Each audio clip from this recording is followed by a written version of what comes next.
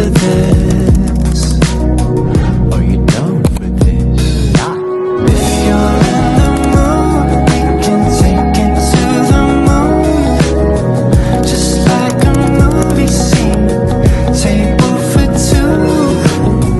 No need to be. Latar belakang.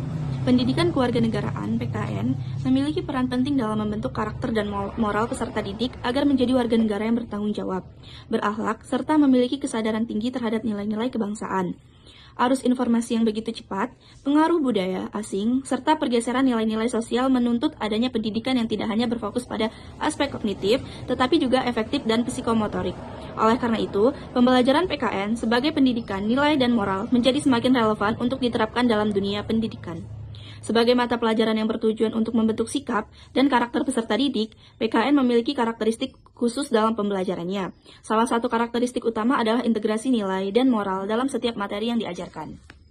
Lalu, ada pembahasan pertama. Pertama, karakteristik pembelajaran PKN sebagai pendidikan nilai dan moral. Pendidikan Kewarganegaraan merupakan mata pelajaran yang dirancang untuk membentuk peserta didik menjadi warga negara yang cerdas, berkarakter, dan memiliki moral yang baik. Karakteristik pembelajaran PKN sebagai pendidikan nilai dan moral dapat dilihat dari beberapa aspek berikut. Yang pertama, berorientasi pada pembentukan karakter dan moral. Yang kedua, bersifat interdisipliner dan integratif. Yang ketiga, menggunakan pendekatan kontekstual dan berbasis pengalaman.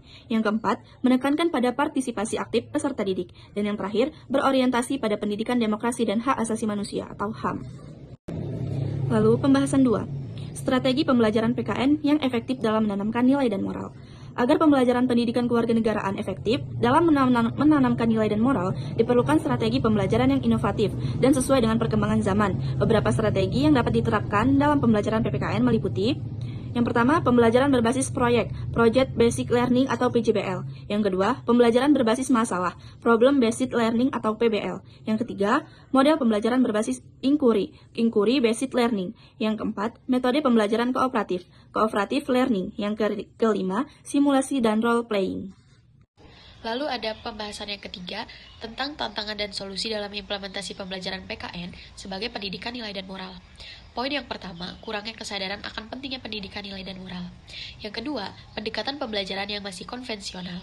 Yang ketiga, kurangnya keterlibatan orang tua dan lingkungan. Yang keempat, tantangan dalam menyesuaikan pembelajaran dengan perkembangan zaman. Dan yang terakhir, kurangnya evaluasi yang mengukur internalisasi nilai dan moral. Lalu masuk ke pembahasan yang keempat, peran guru dalam meningkatkan efektivitas pembelajaran PKN sebagai pendidikan nilai dan moral. Seperti yang kita ketahui, guru memiliki peran yang sangat penting dalam meningkatkan efektivitas pembelajaran pendidikan kewarganegaraan, terutama dalam menanamkan nilai dan moral kepada peserta didik.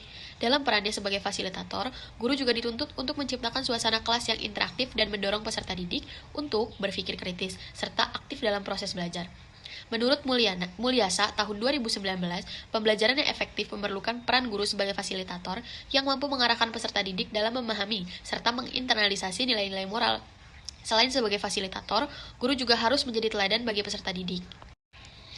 Jadi berdasarkan pembahasan dalam makalah yang kami buat ini, dapat disimpulkan bahwa pembelajaran pendidikan kewarganegaraan atau yang biasa kita sebut PKN memiliki peran strategis dalam menanamkan nilai dan moral kepada peserta didik. PKN tidak hanya bertujuan untuk memberikan pemahaman tentang kewarganegaraan, tetapi juga membentuk karakter yang berlandaskan pada nilai-nilai Pancasila, demokrasi, dan norma sosial yang berlaku di masyarakat.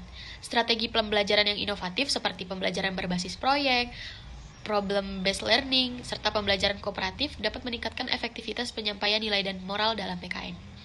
Baik, itu saja yang dapat kelompok kami sampaikan. Kurang dan lebihnya kami meminta maaf, dan kepada Allah kami memohon ampun. Kami akhiri.